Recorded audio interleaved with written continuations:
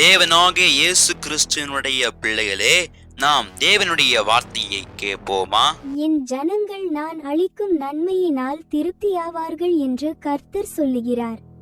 எரேமியா 31:14. தேவனுடைய அன்பான தேவ பிள்ளைகளே, இன்றைக்கு தேவன் உங்களிடத்துல சொன்ன இந்த வசனத்தை நீங்க கேட்டீர்களா?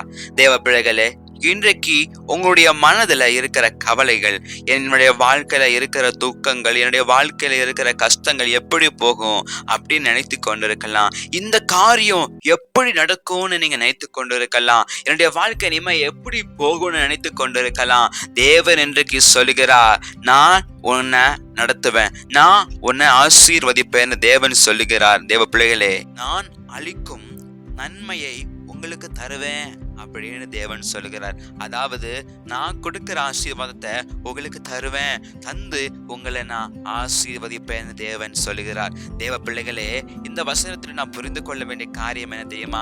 தேவனால மட்டும்தான் ஆசீர்வாதத்தை கொடுக்க முடியும். வேற யாராலையும் ஆசீர்வாதத்தை, மன நிம்மதியை, நம்மளோட தேவையை பூர்த்தி பண்ண யாராலையும் முடியாது. தேவனை நம்பி இருங்க. இயேசுவின் நாமத்தினால் இந்த வசனத்தை விசுவாசிங்க. நிச்சயமாக உங்க வாழ்க்கையில எல்லாமே நிறைவேறும். இயேசுவை விசுவாசிக்கிற எல்லா பிள்ளைகளுக்கும் தேவன் நன்மையை செய்வார். இயேசுவின் நாமத்தில் பிதாவே, ஆமென், ஆமென்.